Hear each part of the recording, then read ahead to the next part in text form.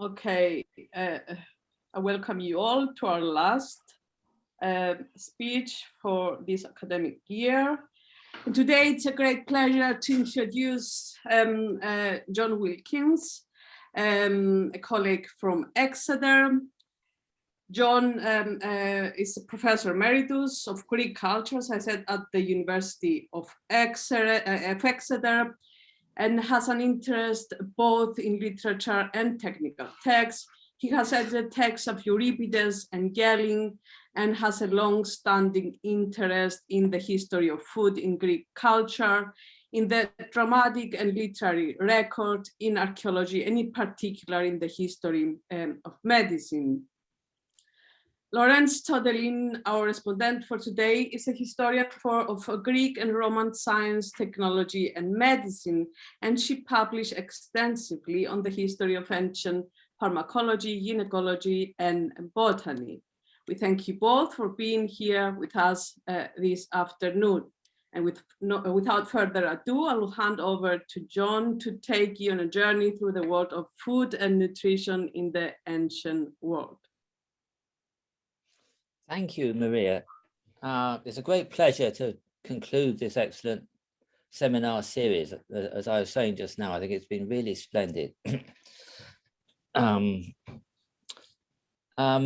apologize for the eccentricity of having not giving you the full screen, but I was saying to Maria, that's for technical reasons between Windows and Mac. Now, as I said in the abstract, this is a talk on nutrition in the Greek world, which is based on Galen.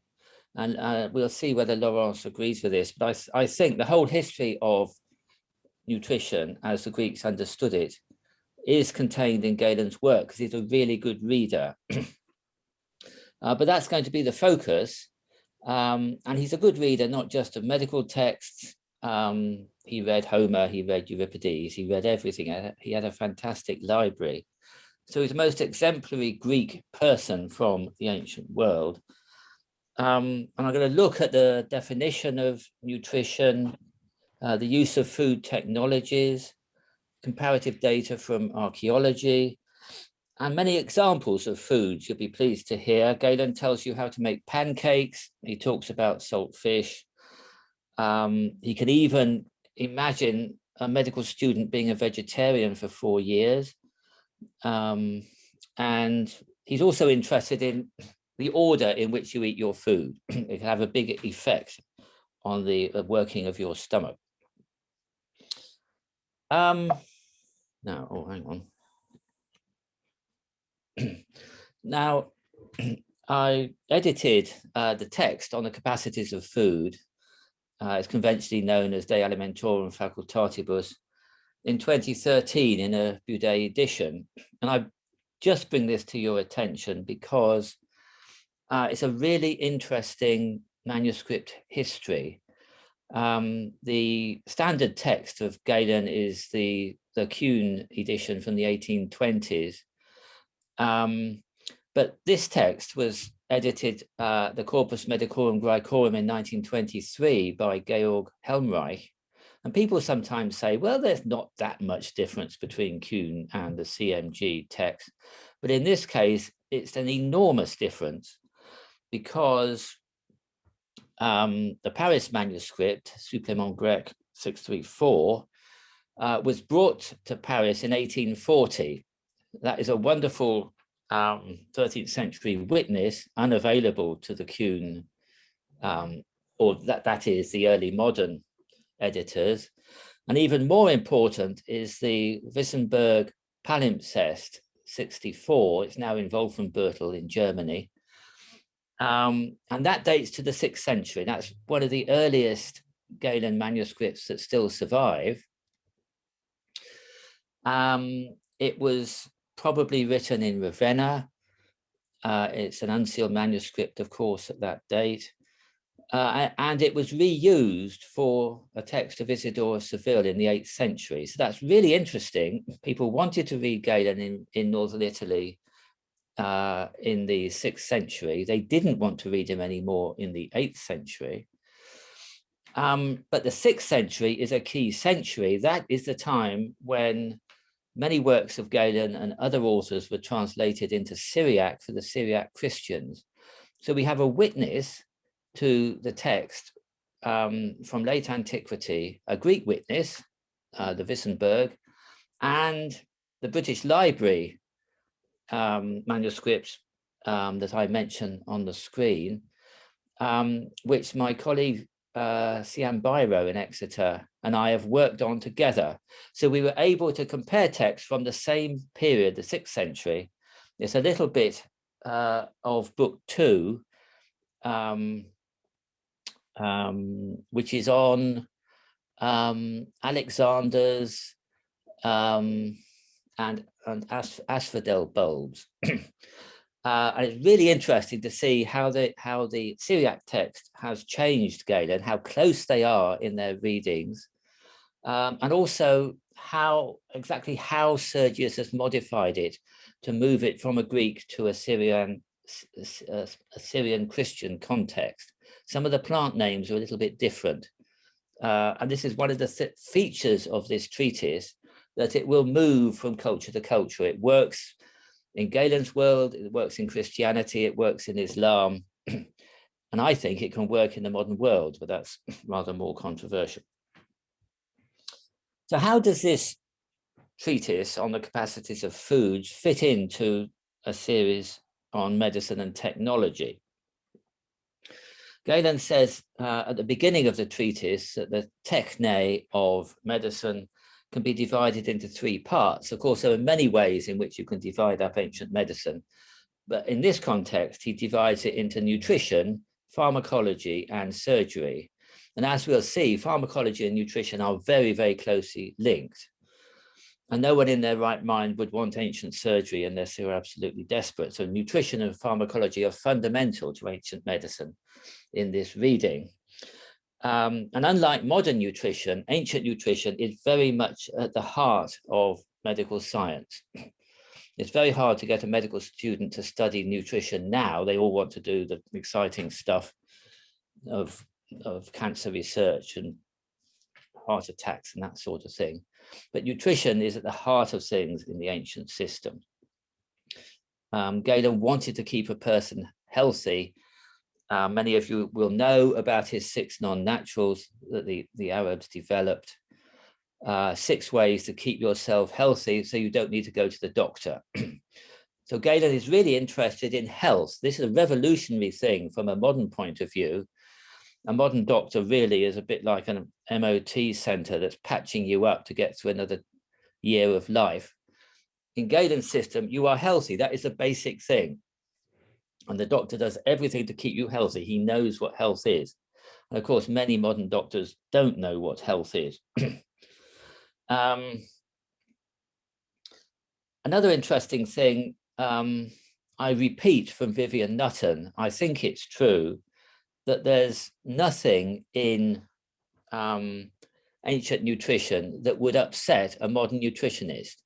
So that the theoretical background that we're going to look at is a bit weird from a modern nutritional perspective.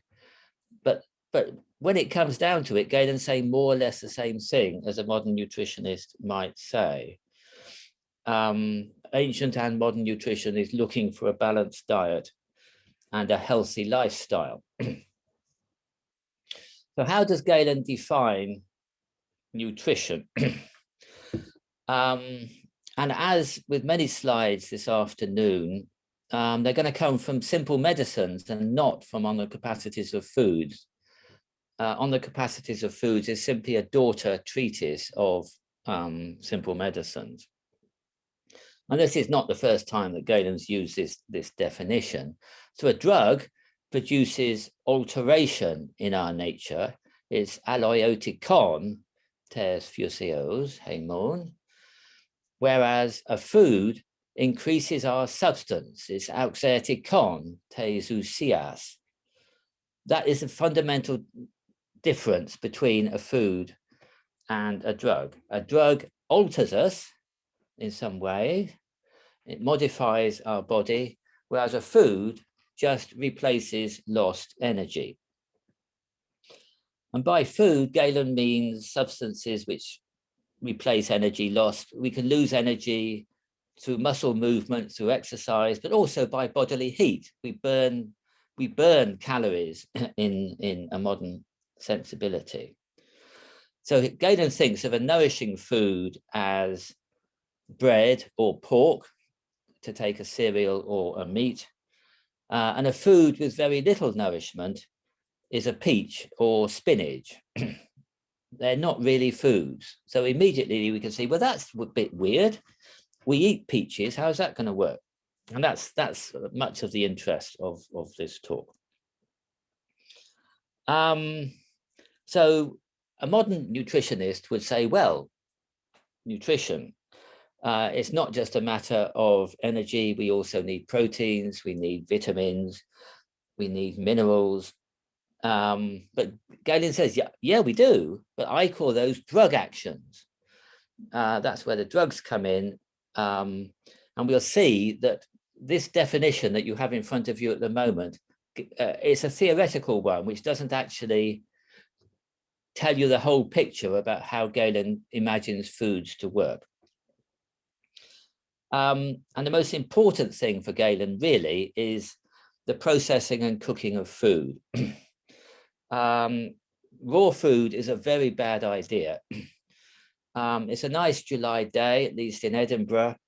You might be looking forward to a little lettuce and tzatziki, a sort of Greek salad sort of thing. That's nice. Galen would be very unhappy about a Greek salad. What you want is cooked food. Horta is what you should be eating, not all this lettuce and tomato stuff. Because the danger might be that there are pharmacological products within the greens or the lettuce which are going to upset. They're going to be aloiotikos of your system. So cooking is what you need. And of course, this is where the technology comes in. So Galen is interested in how you refine olive oil, how you preserve wine in jars with a pitch seal. These are food questions. How do you cook bread in an oven? This isn't just something from a cookery class. This is medicine, according to Galen. How do you heat up milk with hot stones? These processes affect the impact of the food on the body. And I mention olive oil because that comes, most of his discussion of olive oil comes from Simple Medicine's book 2, not the food treatise.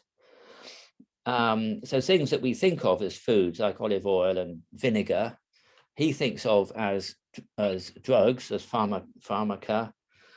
And of course, he's living in a different world from ours. Olive oil is much more important as a massage, as something that you apply to the body in the baths rather than eating it. It has that much more extensive. You have to think of soap rather than olive oil on your salad. Now, he wrote his treatise on nutrition in about 180 AD. He had researched extensively in libraries and in clinical practice and in the community. And I'll come back to this a bit later. And his research method is to combine extensive reading of the subject with testing out the food, with experiment, testing out the drugs on the human body. He gathers a huge amount of data, both from research and experiment. Then he makes deductions about what the properties of foods might be by using a proper logical method. And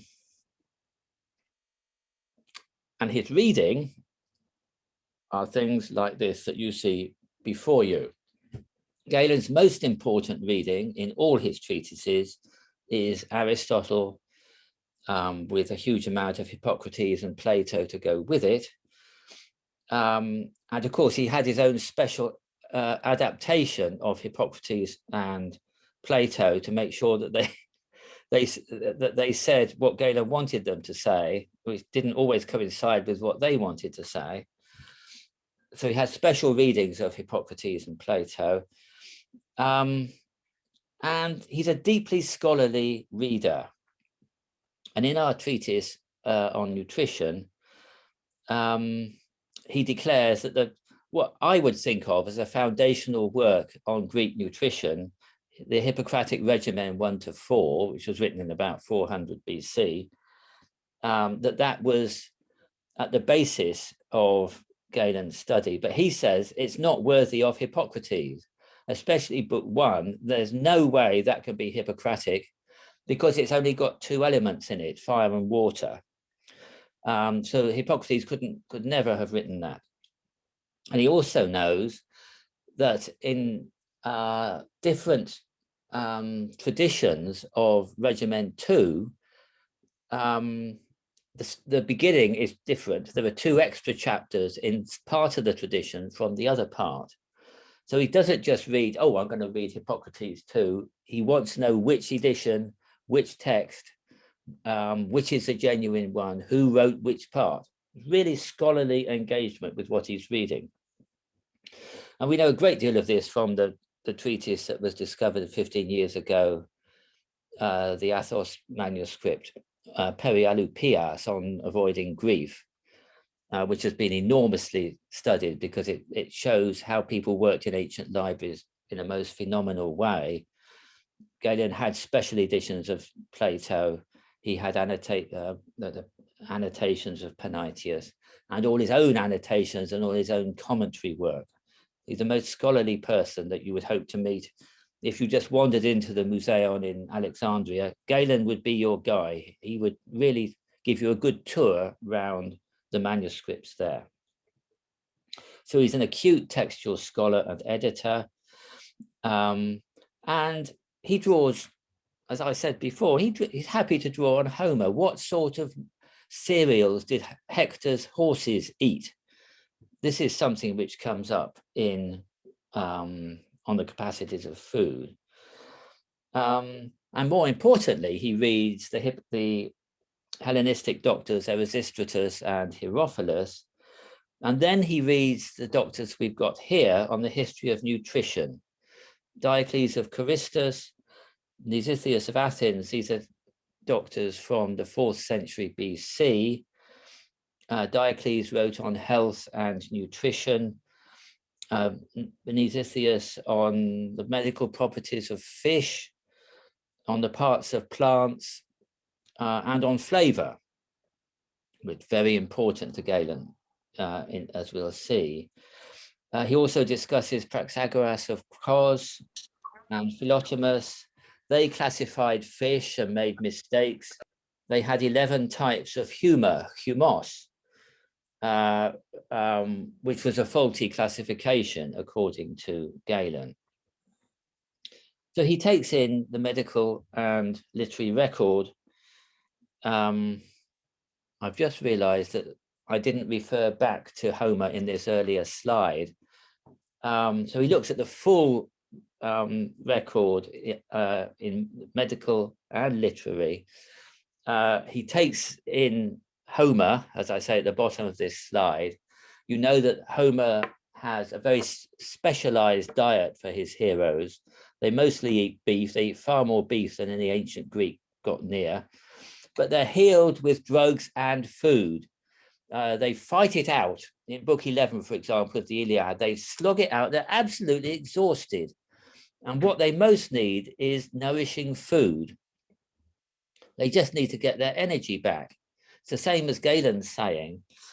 But also, of course, drugs, the doctors bring drugs, they bring food in the Iliad.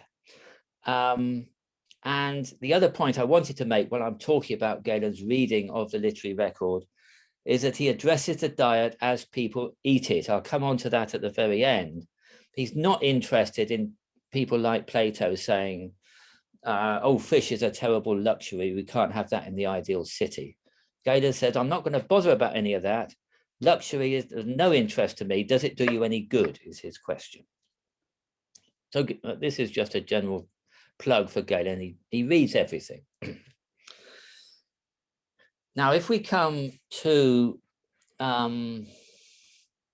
theoretical matters, I mentioned before that cooking is essential in Galen's system, and one reason why it's essential is that the human or any animal digestive system is also a process of cooking.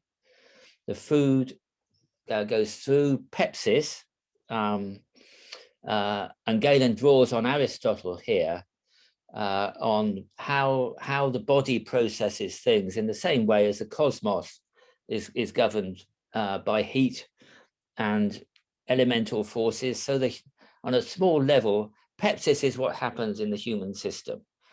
You're alive when you have heat, you're dead when your body is cold.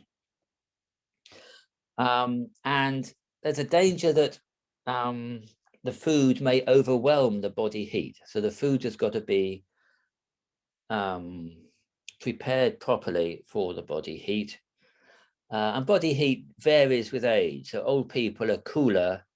They're more likely to be affected by raw foods or strong foods. And the body heat it activates things. So nothing much happens with flour, or nothing much happens with bread. But when you eat it, it is concocted in the body's heat, and it changes from being bread into blood. And then the body processes this further, and it changes into bone marrow or hair or anything else that the body needs in the way of replacement of what it's lost.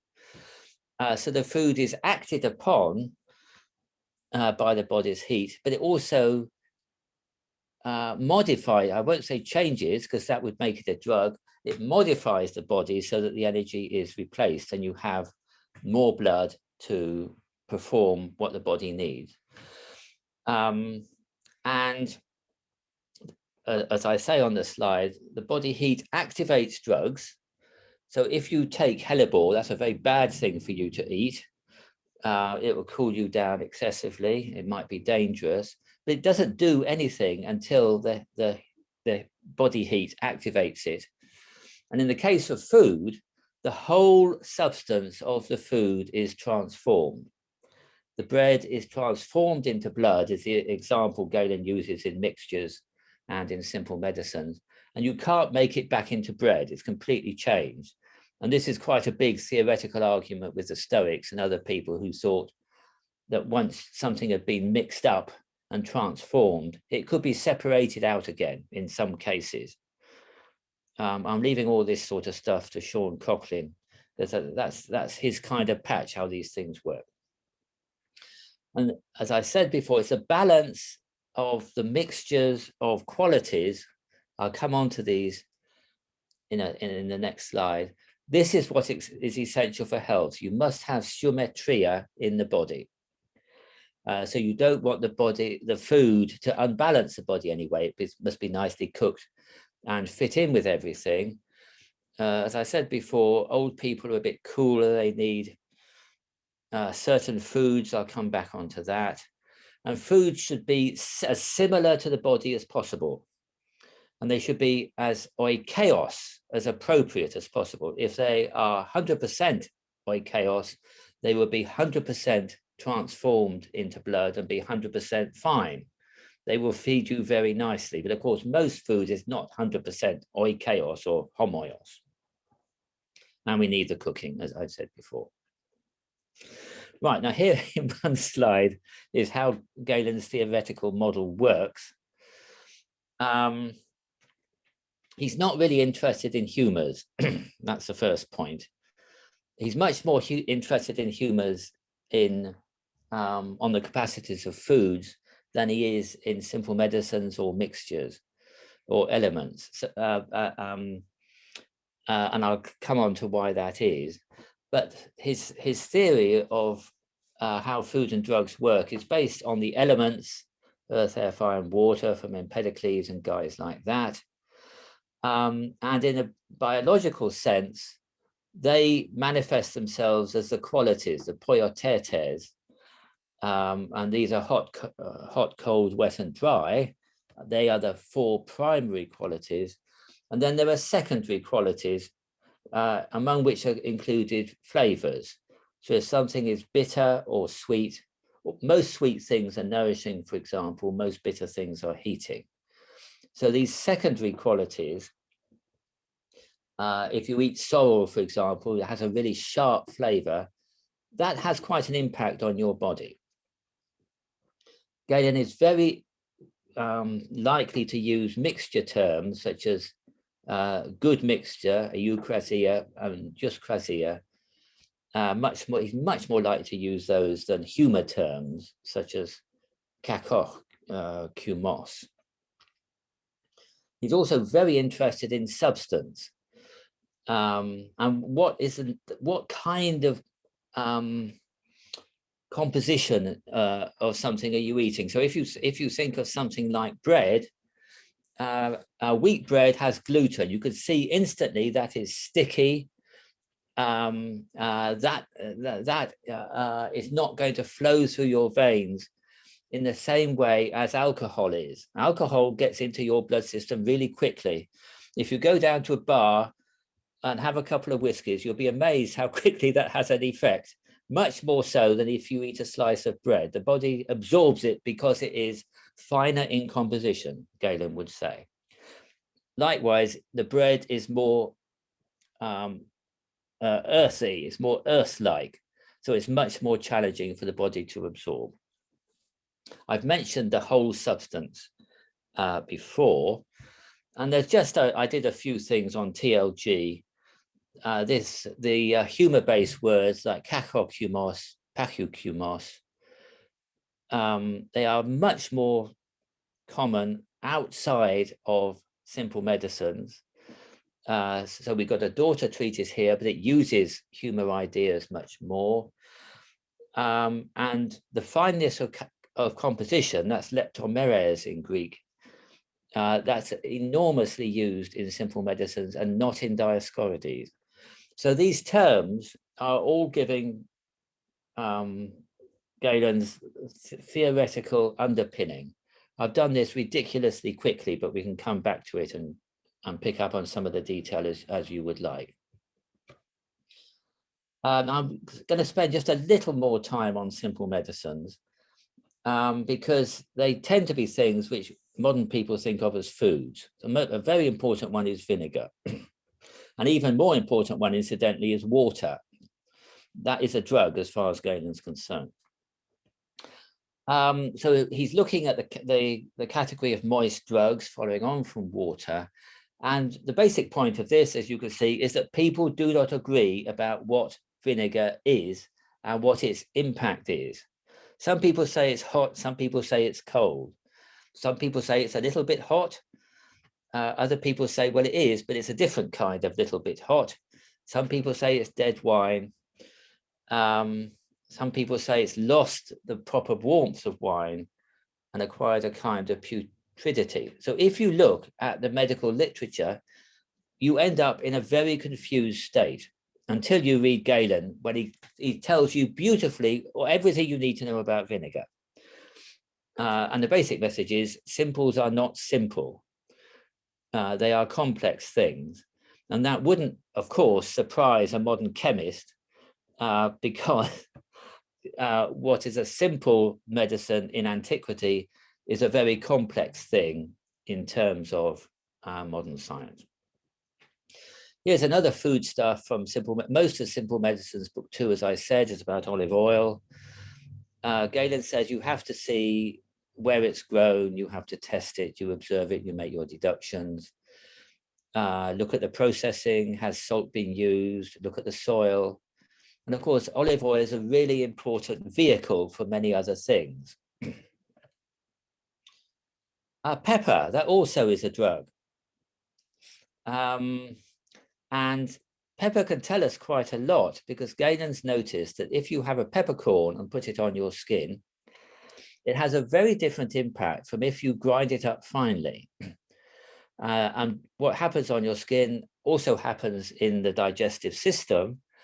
And so if you have finely ground pepper, that's going to move through your system quite quickly, That's going to be heating, it's leptomeres, it's fine in composition, it's hot and spicy. Galen can tell you what impact it's going to have inside you. So for Galen, it's much more of a drug than a food. There are, of course, several forms of pepper. Galen knows all about that. And he's got absolutely piles of it in his reserves in the Horea piperata. He's got cinnamon, he's got various spices. These are drugs for Galen. They're not foods as we imagine them. I think this is my final engagement with simple medicines, but this is actually from On the Capacities of Foods. He links the two together. So he says, I want to talk about the primary qualities and the mixtures that arise, and the secondary ones and the mixtures that arise. And I did all that in Simple's book 4. That's where all that is. So if you want to know what the impact of pungency is, or the impact of astringency, you have to go to Simple Medicines. That's a medical question. It's not just nutrition. And whenever you have what appears to be sweet or bitter or salty or sour, this is it's a secondary quality in the sense that the primary ones are acting at the same time, the hot, cold, wet, and dry. So if something has is sweet, or if it's pungent, it has components in its mixture of hot, cold, dry, and wet, but these secondary ones will also play an important part. So flavor is really important. Galen says flavor is much more important than smell in working out how a food works. That is the opposite of modern science. A book came out last year from Howard McGee, who's a food chemist. And fragrance is much more important, much more complex than Galen imagined. Again, that's a difference between ancient science and modern science. Now we're going to move on to a little bit of cooking. You'll all have seen these braziers from the Athenian Agora. It's a portable brazier. They didn't have kitchens in the ancient world. And with a casserole on the top. So that's a kind of cooking Galen's thinking about. And at the beginning of On the Capacities of Food, he tells us something about bread. There's loads of stuff to know about bread. Wheat is the most useful and nutritious cereal. So wheat is heating and barley is cooling. Galen saw a big difference between those cereals. I don't think a modern nutritionist would. I think the calorific values are pretty similar. And Galen says, well, if you're looking at your wheat grain, they're not all the same. The densest is the most nutritious, and that works through its whole substance, the whole grain. He's interested, as I mentioned before, in this notion of whole substance. It's not just qualities. The ousia is at work too. And if it's the most nutritious sort of wheat, it would be, you bite it, see how hard it is, and you look at the color. These are indications from your senses from which you make deductions about what's happening inside the body. Galen is not a great one for wholemeal bread. That'd be quite familiar to everyone, I think. Everyone had wholemeal bread, so the ancients thought that white bread was really fantastic. So katharos is what you want your bread to be, with as little bran as possible. And you want a really sticky dough and yeast working on it to make a raised loaf. So Galen is not very impressed with pita bread. He's not very impressed with barley porridge. And I think most Greeks, ancient and modern, would probably agree with that. But also, you must cook your bread properly. It's no good having it doughy inside and a burnt crust. And I just say here, compare Levi-Strauss. If you want to look at the raw and the cooked, you don't need to go down to the Amazon rainforest with all these anthropological types. Just read Galen. The raw is something that is a long way from us, We are cultured people living in Greek culture. We need to have cultured food. Raw stuff, really bad. You can cook bread in the ashes of the fire. You can cook it under a crock, a klibanos, and that is the best. You'll get the best bread if it's cooked under one of those ceramic dome things. And then he says really interesting things. He's not just talking about people like Marcus Aurelius, his boss, and various rich types swanning around Rome. He goes out in the fields and he talks to farm workers, to harvesters, to ditch diggers, and he's noticed that they get really hungry and they have to eat their food very quickly. And he says, if you do that, you'll have an early death. It's just very hard for the body to absorb this sudden amount of nourishment. But provided these guys sleep well, they're fine. But one reason I've got this here is that they can eat bread that would harm us. So he's well aware that he's a highly educated elitist type, but he's seen people who, because of their manual laborers, they have to eat huge amounts of energy-rich food. And athletes are the same. So athletes, they exert themselves a huge amount. They must have food that would harm us intellectual types. He's also interested in all the types of wheat, in einkorn, in emmer, in spelt. He goes up to Thrace to see what rye is like. He's interested in millet from the Black Sea. So he's not just there sitting in Rome at the center of the empire, enjoying everything from all corners of the earth that have come to Rome and made Rome such a nice place. He goes and chats to farmers in Mysia and this sort of thing. And he says, why do you make wheat porridge? It gives you terrible indigestion, doesn't it? Because they gave Galen some and it gave him indigestion. And they say, oh, yes. So the poor old farmers have to deal with indigestion all the time. And Galen's interested in that. He doesn't say, well, you absolute peasant, why don't you cook it properly? He's interested in how people eat food. Most of you will have made a pancake in your life. I think if you look at Galen's advice here for tagenitai, it's pretty much the same as you do it now. But, says Galen, they are of a thick bodily fluid, pachychumos, that is. They block the stomach and generate raw bodily fluids. You can see from everything I've said, Galen thinks that's a very bad idea. So if you must eat pancakes, you need to eat it with onions or lemon or something like that that's going to cut through these raw bodily fluids. That's going to make you really sick if you do that. And also yttria, honey cakes, they too are of a thick fluid, pachychumos. They move slowly through the system.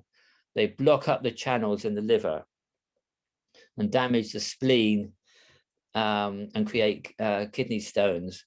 It's not a good idea to eat honey cakes. But of course, you can eat them if you eat them with something that is going to cut through all this pachychumos stuff. A good thing to eat with them would be capers. They have a capacity which is leptomeres. It's fine in composition. And I put therefore in capitals. It's fine in composition, and so it has very little nourishment. So most green plants are leptomeres, and most cereals and beans are pachymeres. And they are the most nourishing. There is a link here between the fineness of composition and how nourishing they are. So a caper is more drug-like. Often in book 2, where he's talking about plants, they are pharmacodes. They're like a drug, even though they're classified in the food book. What are they doing in a food book? The answer is they're a dietary standard. Galen is looking at the diet as it was eaten. Really important. Now, lettuce. I'm not going to spend a great deal of time on this because I want to finish quite soon. Other doctors think lettuce is really good. It's got a better bodily fluid then that's how I'm translating humos. Incidentally, it'd be obvious by now. I'm translating it as bodily fluid and not humor to get around all the difficulties of humors. And Galen says, well, these people have praised lettuce and it generates blood. So this is quite unusual. It's really good for blood, which of course is a humos. So here is an example why humos is important in this treatise. Lettuce will give you blood. And he says, well, that's true. It's not, in the second paragraph here, it's not all that bad, but it's not all that good either. It's a rather qualified report for lettuce, but even lettuce can generate blood. That's really, no, this, when he seems to be talking about you eating your salad, he's also really interested in how is it being transformed into blood, if at all. Meat is really good. Beef and pork are the most nourishing, but both of them will produce phlegm. This peritoma, this surplus, phlegm is likely to be bad, especially if you're an old person. And you will need to have something that is going to cut through that, otherwise it will give you an excess of phlegm in your body in the wrong place. The pork is the most oikeos meat. It's very like human flesh. And he says it's so like human flesh that sometimes it's served up in dodgy pubs in Asia Minor. But of course, the good news is it's closest to human flesh. In other words, it's oikeos. It's really close and ought to make really good blood from it. And farmed animals have much more of this phlegmatic peritoma, this surplus, than wild ones. So old guys normally have to eat birds and fish rather than pork, especially pork that's been raised on the farm. Grey mullet is the best fish, but it's very bad to eat it if it's near a river estuary, the Tiber estuary, for example. That's very bad for you. He's right up there with the environmental and eco guys, very strong on that. The main idea is that the best fish are the ones that have the most muscle, that have fought against the strongest waves. So the offshore fish are the best. Red mullet, a very fashionable fish in Roman authors, very nutritious. But he says wealthy people pay huge amounts of money for the red mullet liver or the head. The red mullet is the same, it's all nutritious. Mackerel family, tuna, that's a little bit dodgy. It's got a lot of thick humor. You're best having that salted and preserved, and that would change the humoral value of it. Again, a technical process. Right, how do we know that Galen hadn't made all this up? And how do we know that any of it had any relation to the lives of ordinary people mooching around the streets of Rome or farmers in Mysia? We do know that for certain, thanks to the wonderful Herculaneum sewer, which has been excavated in recent years by Mark Robinson and Erica Rowan. Well, they were both in Oxford when this happened. And this is a sewer beneath a row of shops and flats. So this is not somewhere where Augustus hangs out and all these imperial types. They're ordinary people. And there's a great big sewer underneath this row of shops and flats. And the volcanic ash has, you can walk through it. It's like a Victorian sewer, it's really high. And it's preserved and dried out the waste remains from the human gut. And it shows a very varied diet, a lot of fish in it. If you read Roman authors like Juvenal, they say, oh, fish is very bad, it's Greek stuff, or Ovid, fish is terrible, Greek stuff. People in Pompeii and Herculaneum were eating it every day before they went back to the workshop. Galen doesn't bother with all these fantasies from Roman literature. They had varied cereals.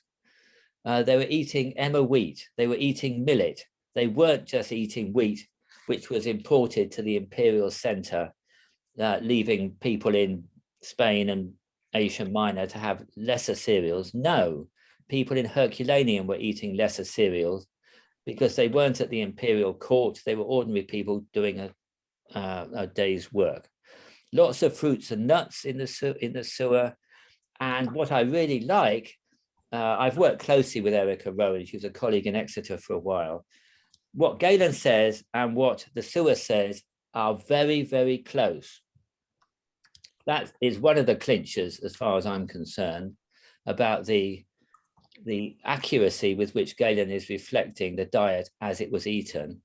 And the other is this one, his treatise on good and bad juices, which also derives from simple medicines. As you all know, most Greek people, if they don't live in Greece, they live in Melbourne, they live in New York. They have to go to another continent because the Mediterranean is a terrible place to eat. We were talking earlier about Mykonos as a nice place to go on holiday, but there isn't much food on Mykonos. Late spring in the Mediterranean, there is not enough food unless you live in a city. And Galen said there is hunger most years in the Roman Empire. That's an incredibly valuable report. And the best food goes to the cities, the best cereals, and then when the cities get a bit hungry, they have the next best cereals.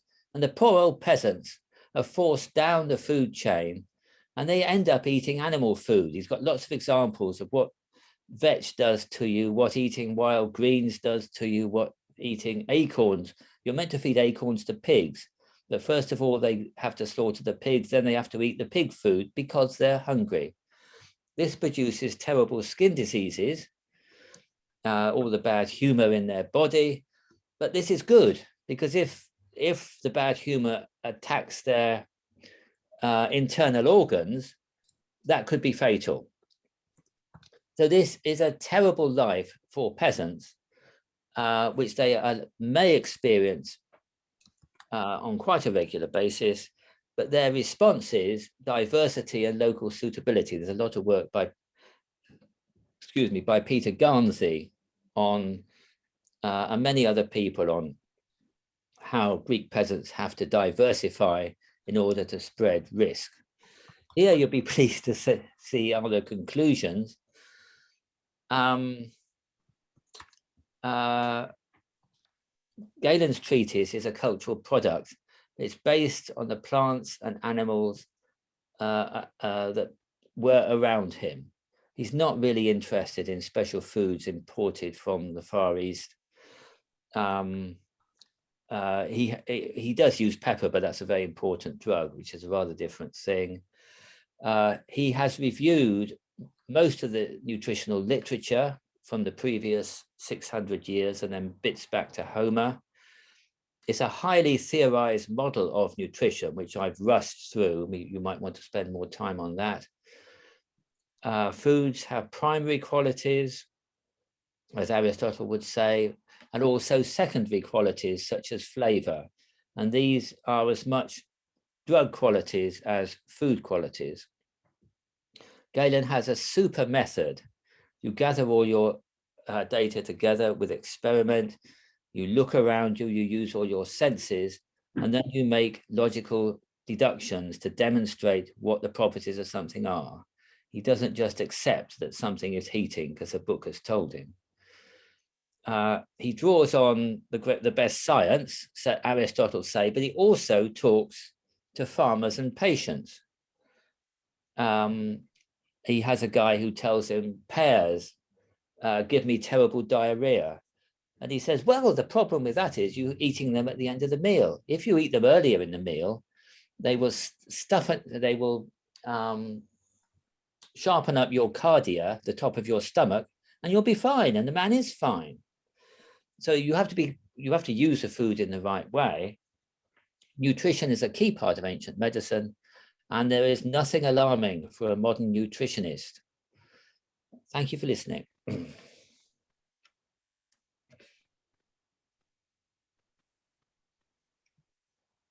Thank you very much, John. Lawrence, would you like to offer some comments? Yes, thank you very much. Thank you. Thank you for inviting me. I'm very sorry that this is actually my first time at this seminar. Um, it sounded like a wonderful series, and I'm sorry I missed so much of it. Thank you very much, John, for such an entertaining and also a very instructive talk. I'm not sure I agree with Galen at all because a Greek salad with wholemeal bread and peaches is actually probably my dream meal. But we'll proceed anyway. So you started by saying that all history of nutrition is contained in Galen's work because he is a great reader. I think I would agree with that. And I'm very interested in as I know you are, the link between creating catalogs of foods or drugs and reading. The way in which Galen does his reading seems to be a very measured way of reading and using his sources compared to, for instance, what you find in Athenaeus, which feels much more like binging. That's one thing that interested me in your talk. It's very interesting to see how Galen uses Homer. Of course, he's not the only ancient technical writer to use Homer. Homer is the authority, but it's still very interesting to see it in on the capacities of food. Thank you as well for telling us about how you've edited the text of capacities of food, and it's fascinating to hear about the 6th century manuscript, which is such an early manuscript, but also it's interesting that it is the 6th century because that's a time when other texts on food were being produced. So perhaps if you could say a bit about that, about Anthemus, for instance, that would be great. So the bulk of your talk was, of course, on what constitutes a food and how it's different from a drug. And Galen's definition is really neat, that a drug causes an alteration and that the food increases it. I think it's perhaps a little bit too neat. And I am not sure. I used to find it really helpful to think myself, and I'm not sure I do anymore. And I'm saying that because you've been thinking a lot about the longue durée and how Galen can be read even today. I find the notion that ethnopharmacologists use of a continuum between food and medicine much more useful. And I do wonder if, this is just theoretical, of course, if you were on the street of Rome in the 2nd century AD and you asked people, vinegar, do you think of that as a food or do you think of that as a medicine? I think they'd probably say it's a food, and then they would say, oh, but sometimes I use it, I put it on my skin for when I have a wound, so that's using it as a medicine or something like that. Because a lot of the substances you were talking about, so vinegar, olive oil, and pepper, can be used in a varieties of ways. There's a spectrum of uses. And in that respect, I wanted to ask you if you could say a bit more about milk, because I am really interested in milk, as you know. But milk is a substance that has large-ish chapters in both on simples and on the capacities of food.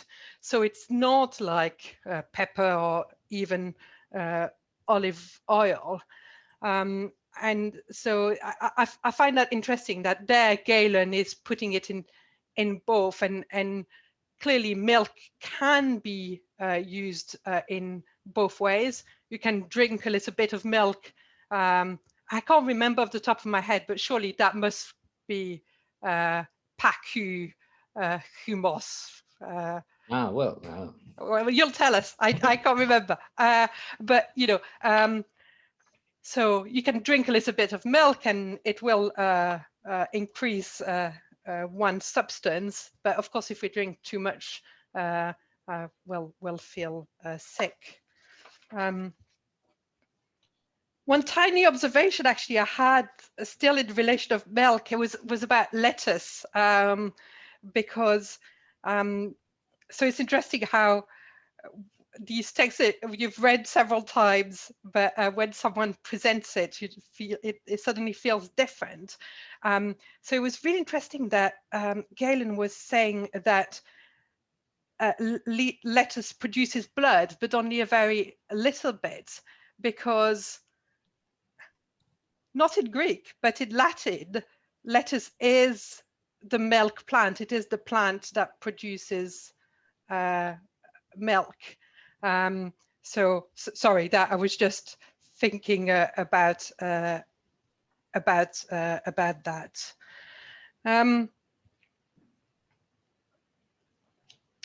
I wondered as well if you could tell us a little bit more about why you made a decision to translate humors as bodily fluid rather than humor.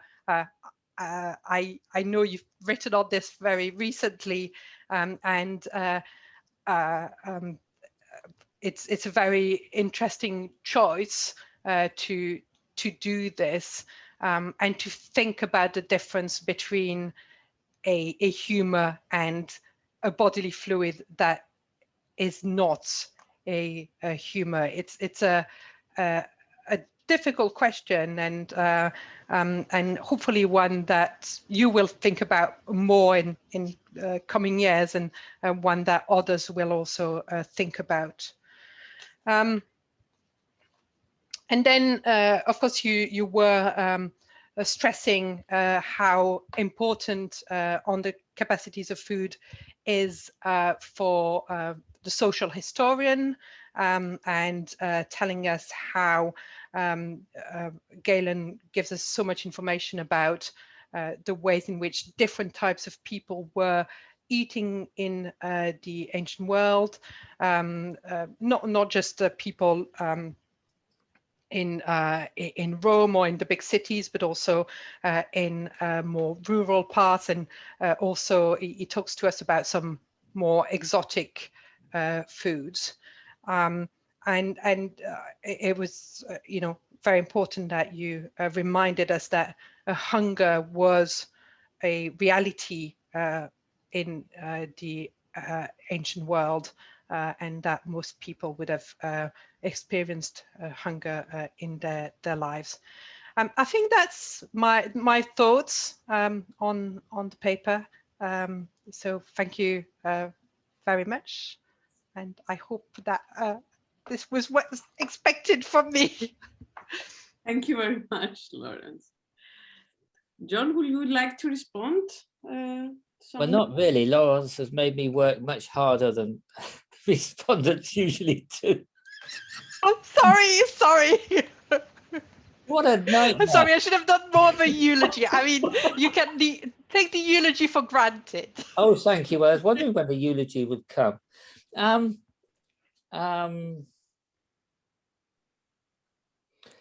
I would just reply very briefly to these very, very helpful points.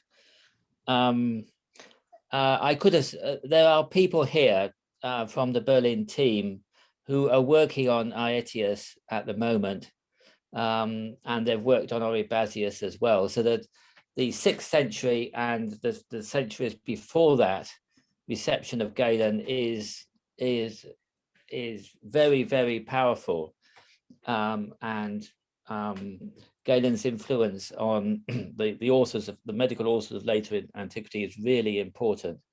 And what's really nice about those authors is that they know some of the people that Galen is referring to.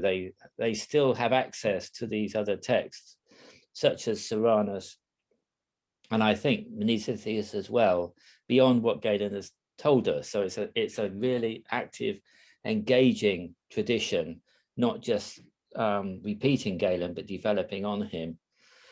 I very much like your point about the distinction between drug and food being far too neat. But Galen would agree with that, because he says, you know, a lot of the plants have pharmacodex properties, but it's very, very useful for theoretical purposes and distinctions to make that distinction, even though it can't hold. And I think Galen would be the first to agree with you and the ethnopharmacologists that you need to have a spectrum. And some things are more drug-like. Opium is more drug-like. Lettuce is more food-like. The spectrum, I think Galen would be delighted with that. But if he's having an argument with the Stoics, if he's having it, he's got to be absolutely clear about what a thing is. As I think that's why the definition is so important, and also very useful, because it makes us think of exceptions. And you say, hang on a minute, Galen, this doesn't really fit with our life experience. And then that he wants you to have that debate. And I think that's very useful.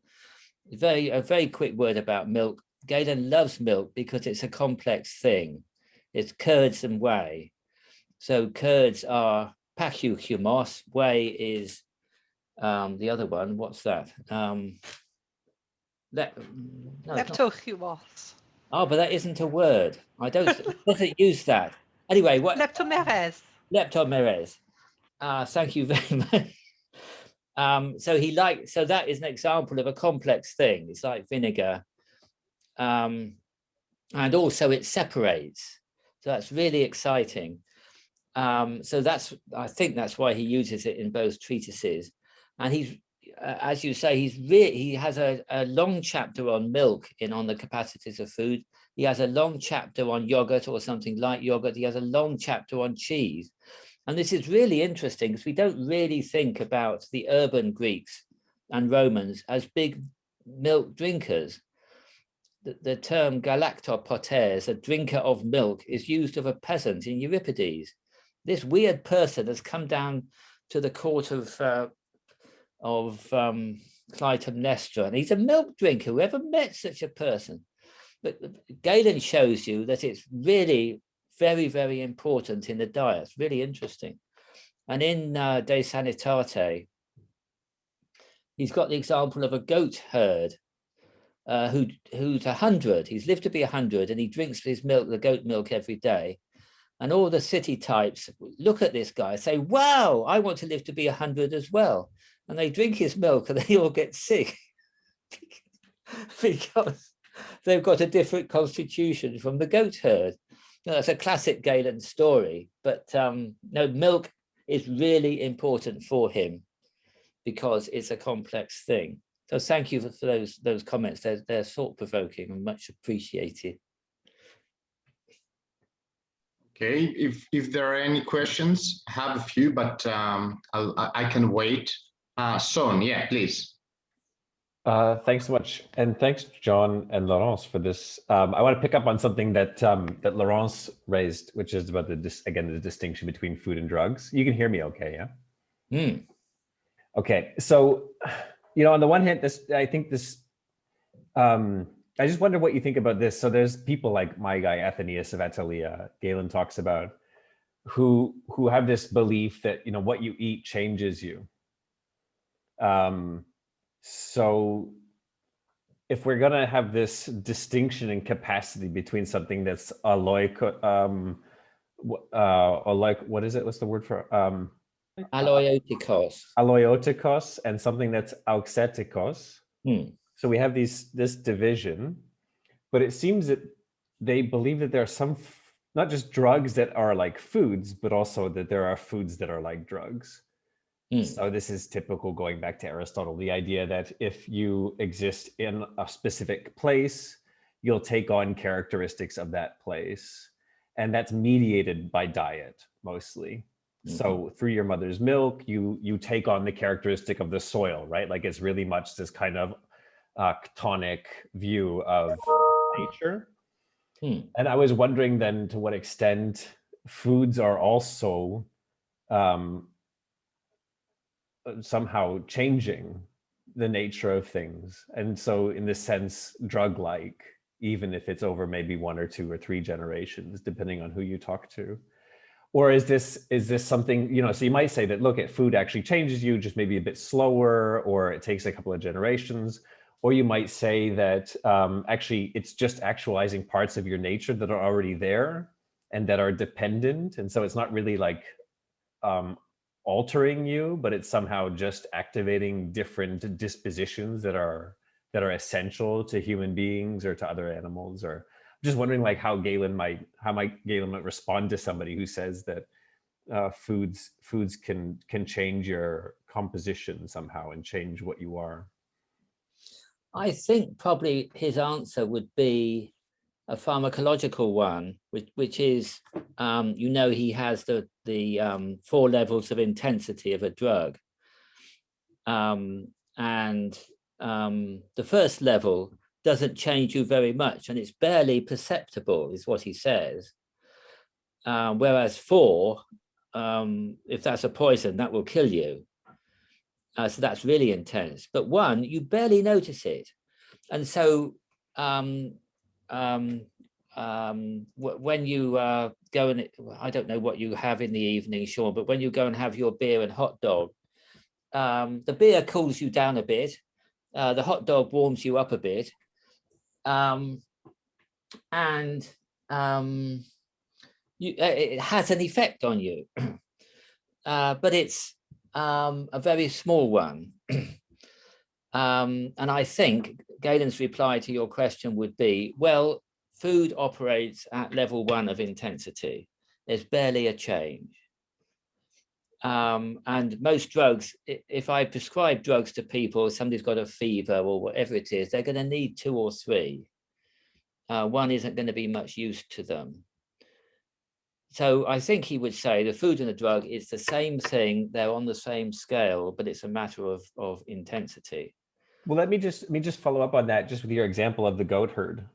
So the goat herd is drinking goat's milk for ages, and has now developed a kind of, say, a disposition or a second nature, somehow like some kind of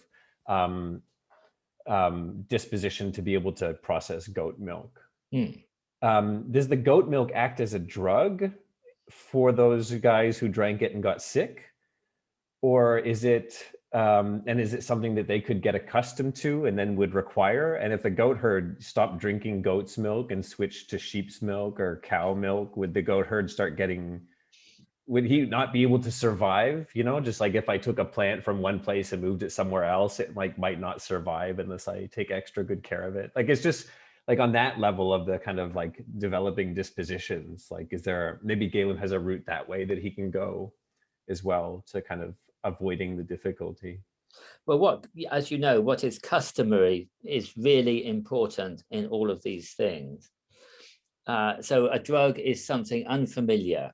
Your system is not used to taking hellebore into it, so it's going to have a mega impact.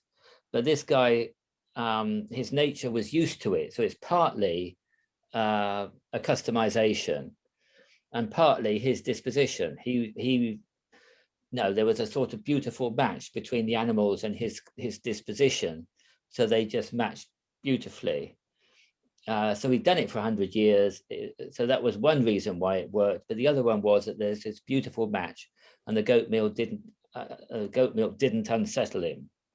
Whereas the other guys, they weren't familiar with milk because they were city types, and they had all sorts of different dispositions.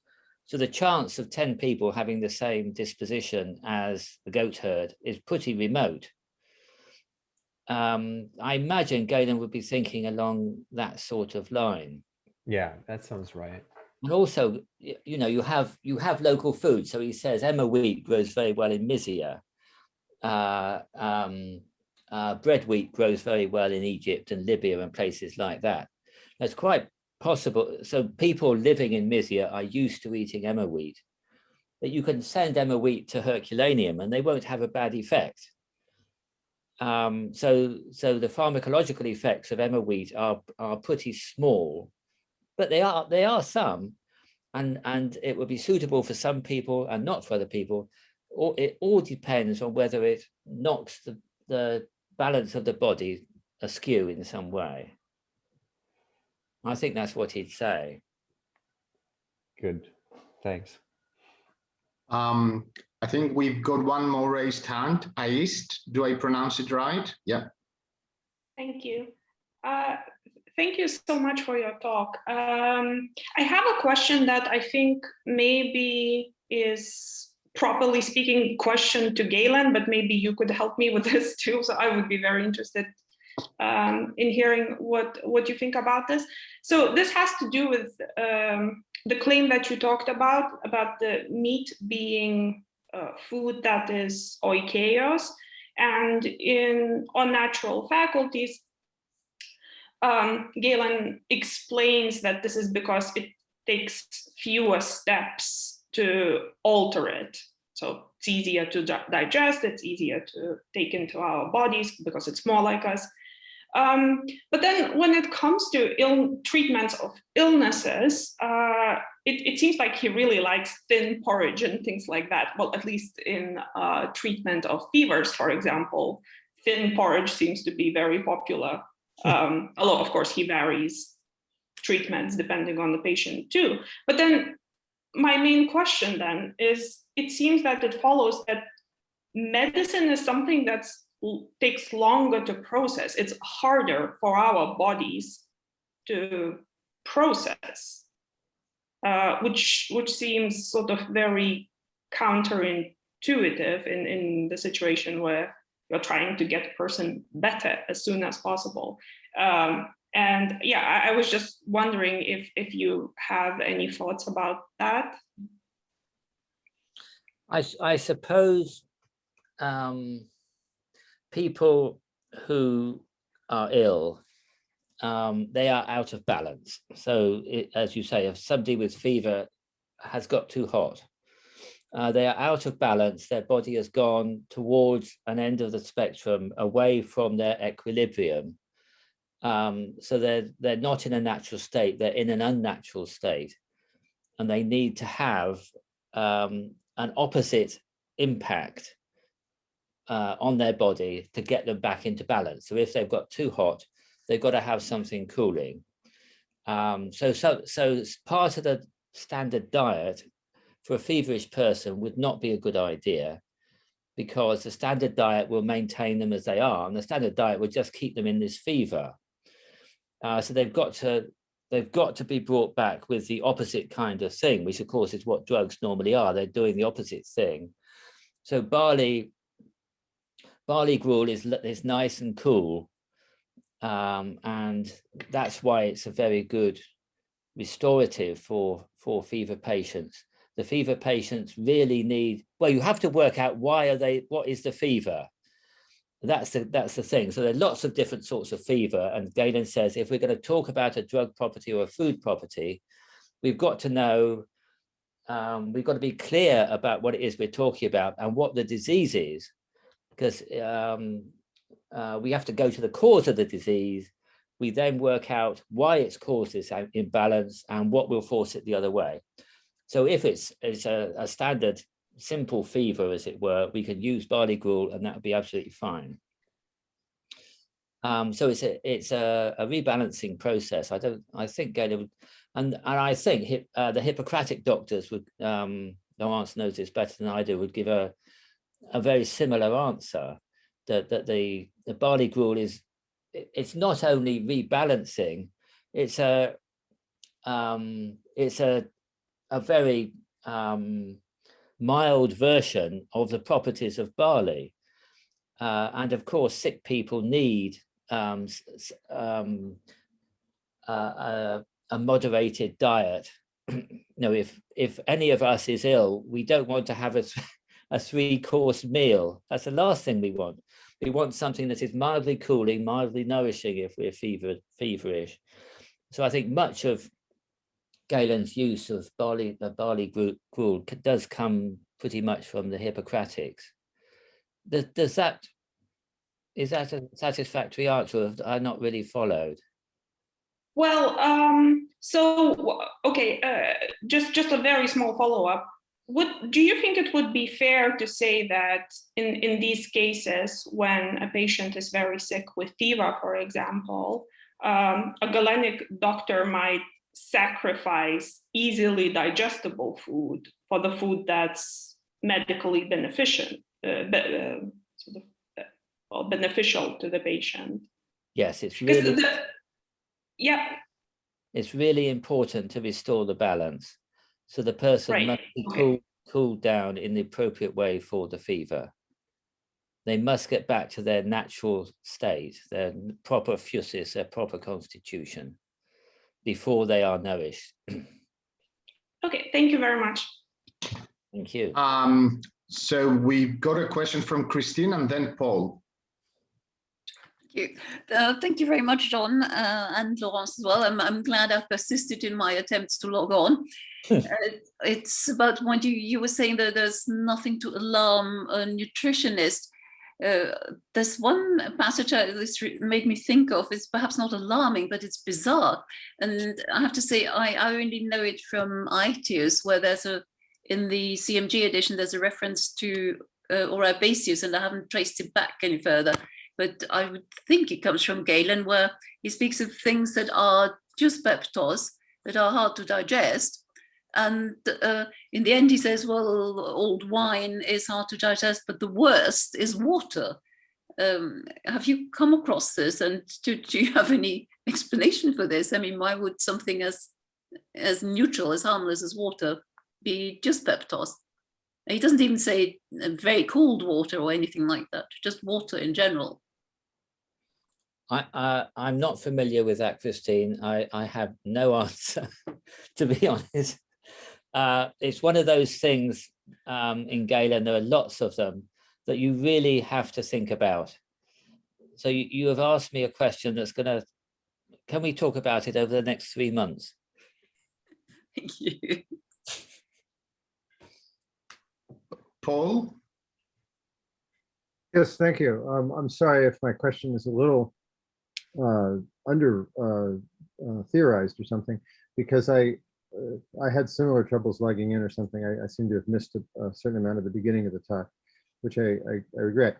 But my question concerns something you were saying more at the end in any case, which is you mentioned the peasant response, and you talked to problems of diet and lack of food in the spring. And you mentioned that they had several ways in which they responded, and I kind of missed or didn't fully understand. So if you could talk about that a little bit more, the peasant response to the situation you've envisaged for them. The peasant response is to diversify on the types of food grown in order to spread the risk. I was drawing mainly on Peter Garnsey. He has figures for a wheat harvest fails 1 year in 4, a barley harvest fails 1 year in 7. So the danger of cereal failure in many Mediterranean places is very high. And so what the peasant can do is to grow something suitable for the particular soil, such as a primitive wheat might survive better than a bread wheat. Of course, in certain areas that you need spelt or millet anyway because of the climate. There are also microclimates, so the peasants know what will grow in their area, and the main means to diversification are pulses and cereals, that is pulses and beans and legumes. So that these are nutritious plants which are not cereals. And so if the cereal fails, the lentils probably, you hope, won't. That's what I had in mind. And there's various studies by Hamish Forbes and people like that who've who've shown how good, from an anthropological point of view, Greek farmers are at diversifying in that way.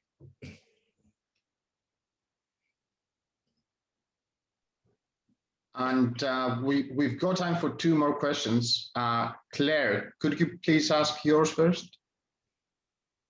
Hi, thanks. So I wanted to kind of follow up 2 threads that you had going from the beginning.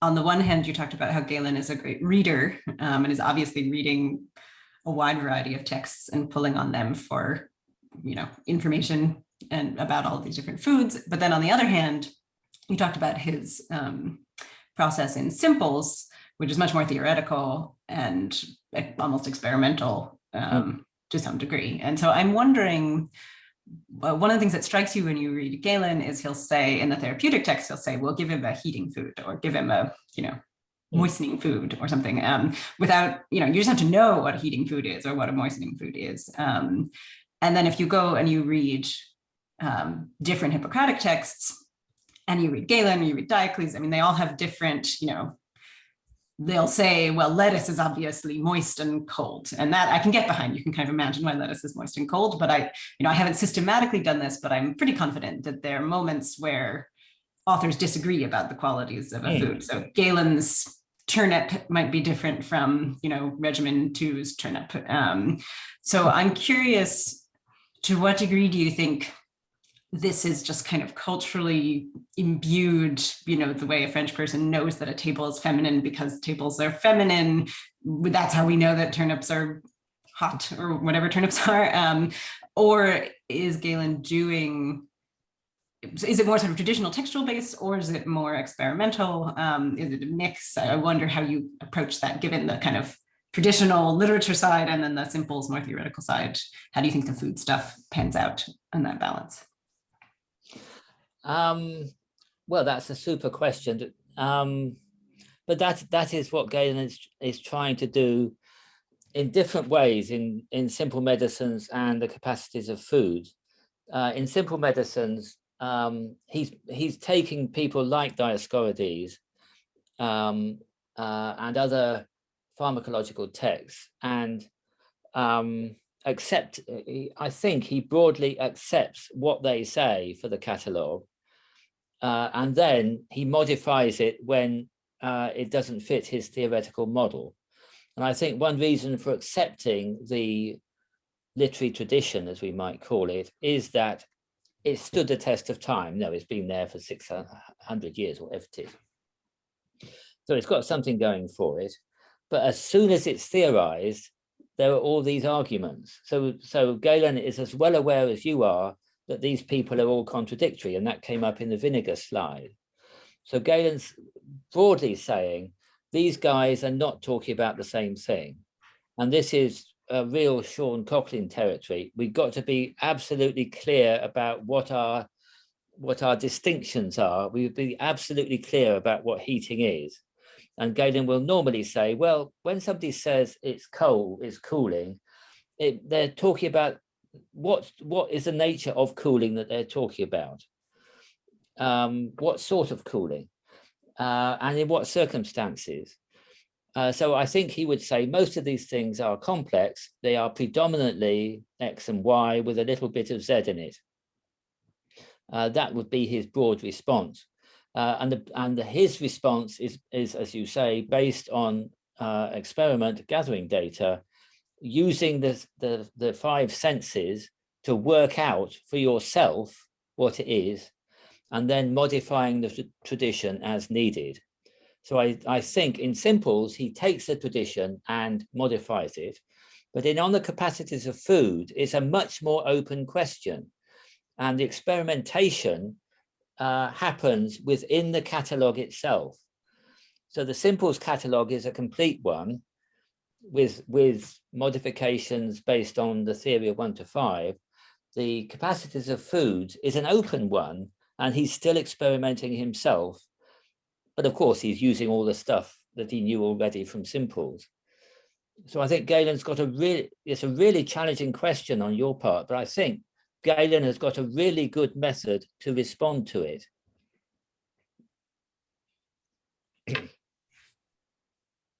Son, you got another question because I keep seeing this hand raised. I don't know if, okay. I did have another question, but Okay, if Paul, yeah. but if Paul has another question, then I would suggest that Paul should Paul, go ahead. Okay, yes, yeah. No, I didn't really. I was thinking also about these issues around the degrees of drugs and foods and how Galen uses those. But I think John has really well answered that at this point. So Son, yeah. Yeah, so then I'll ask, I just kind of, maybe if you can give this kind of like a wrap-up question, but so we get these other treatises that you mentioned, going back to what Claire was saying about like Galen is a reader versus Galen is an innovator.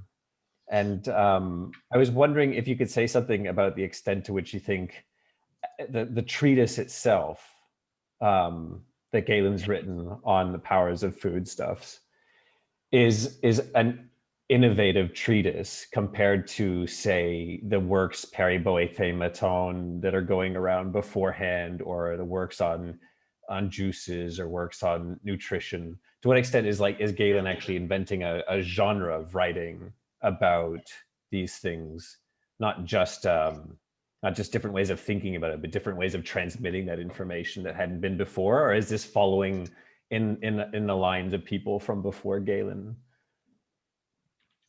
I suppose the two key differences are to engage in a very big way with predecessors. And that's not really so clear in Dioscorides, I don't think. So he's saying these people are wrong in these particular ways. So it's a really critical reading of what went before. He's aware of what they are. He's really engaging with them. He's really highly theorized. So it's the critique and the theorization is not unique, but special to Galen. And then breaking out of the scholarly arguments with Stoics and all these other guys, and going out in he realizes that people actually eat these foods. It's not just a medical interest. It's going on all around him, and he's interested in how it goes on around him, how the food is cooked. Is it cooked this way or that way? Which place is it eaten in that way? So it's a real cultural engagement, not just in the medical way and all those ways that Susan Mattern talks about in her all the case studies in Galen. He's really going out there and talking to goat farmers and all these other people. So I think those are very special contributions. To go back to Claire, whether he's right or wrong in what he says cucumbers do to you, he's tried really hard I think in a really engaged way, which many of his predecessors didn't have. And there's the interesting case he mentions in Simples of Diocles, who does a sort of Galen thing.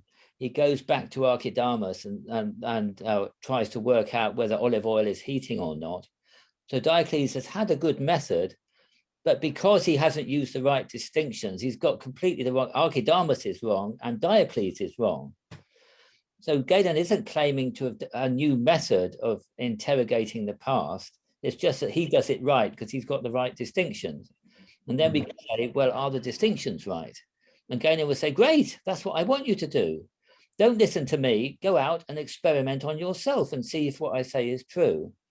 So I think those for a person with great authority, that shows quite a breadth of scientific method to be able to say, don't take my word for it, go and try it yourself. Okay, and one last point by Paul. Paul, please.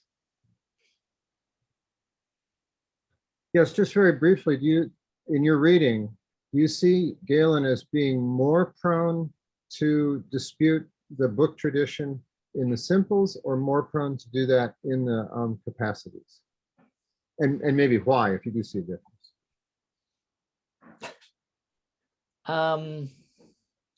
Well, he's more likely to do it in simples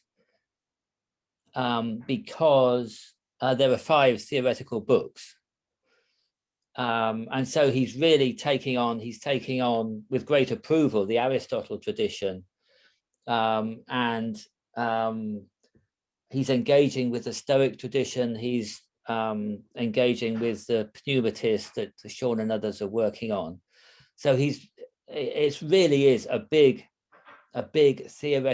theoretical engagement on a very big philosophical scale. So that is quite a large undertaking. And he's also saying, well, Diocles has made a mistake when he says this is heating, because it's only marginally heating and it's much more drying. And what in the capacities of foods, he says, well, Menesius says that it's important to take account of different parts of the plant, but he just doesn't take it far enough. I think it's a much more limited critique of the tradition, or Praxagoras has got a wrong idea about humors, but he doesn't say what's wrong with it. He just says this is misguided.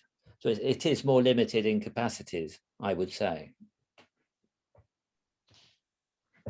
Thank you so much, John. I'm not going to ask it, but I had this one question about nutritional cannibalism in the time of Galen, but I'm going to ask it in the context of another conference, or but I think it is an issue, right?